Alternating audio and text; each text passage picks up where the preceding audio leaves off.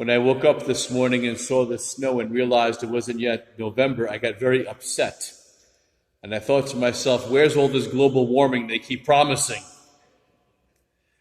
Bunch of liars. I'm looking forward to it. Anyway, today our Lord once again heals in the midst of the conflict of whether or not he should heal on the Sabbath. There are three particular times Jesus takes advantage of the fact that he is with the Pharisees or scribes, and it's a Sabbath, and he wants to heal, and he takes advantage of the moment to teach once again that God is a God of mercy, and every day is a day for mercy. And so there was the woman that was hunched over for, 18 years? And they were watching to see if he would cure on the Sabbath, and he cures her on the Sabbath. And they say, you can't cure on the Sabbath. Come back some other day to do the healings.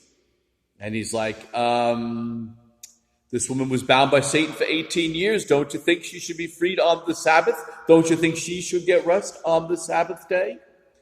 And then another occasion, he was in the temple, and there was a man with a withered hand, and they were all watching to see if he'd cure him on the Sabbath. And Jesus called the man forward and asked everyone, is it right to do good or evil on the Sabbath? And they could not answer him.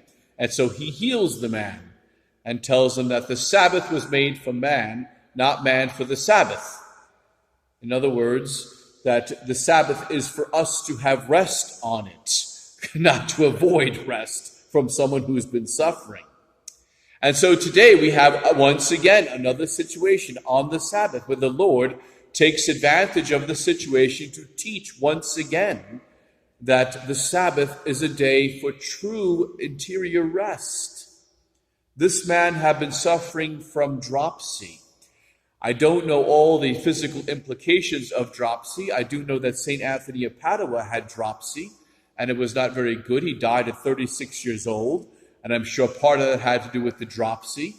I know it makes you retain water and so forth, which is why St. Anthony was very big, as well as Thomas Aquinas, for that matter. I think he had dropsy as well. So I know it's a very painful and difficult thing to live with.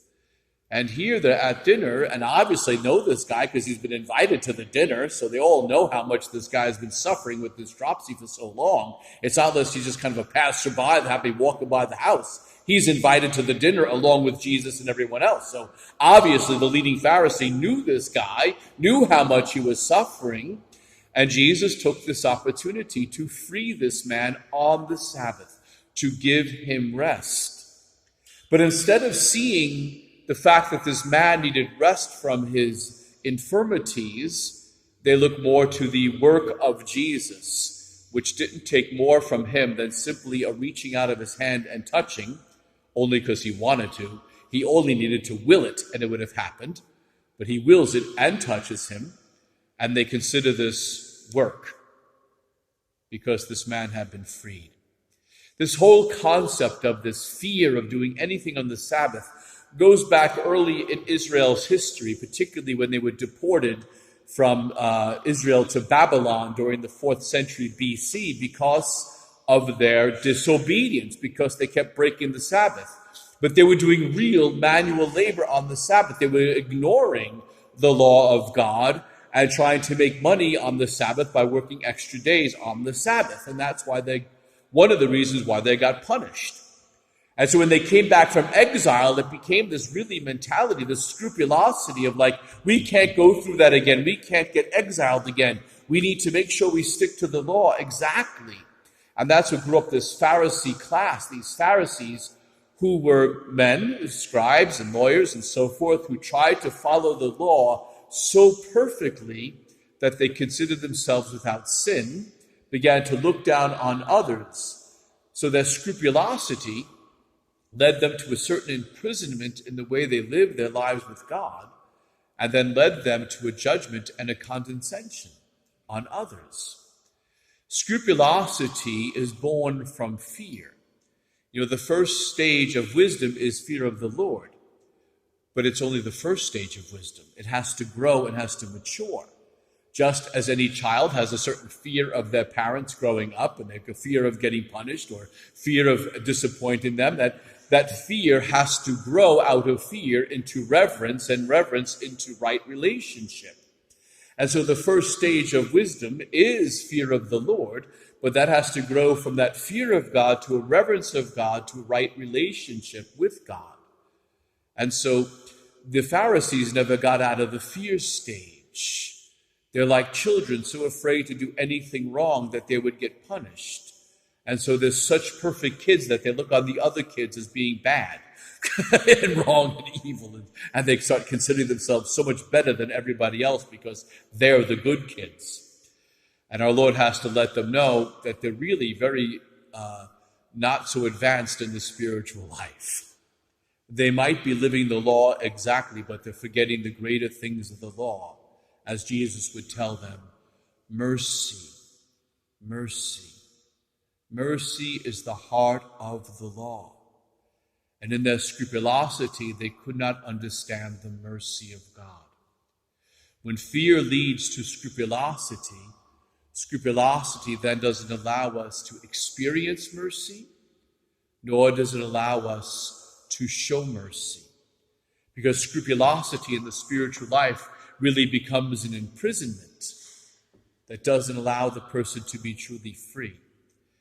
And it needs to be let go of and be free, to see that God is not looking for every opportunity to crush us, but God is looking for every opportunity to love us. And so today we see how powerful how our Lord shows his mercy today in showing such kindness and granting rest to this man.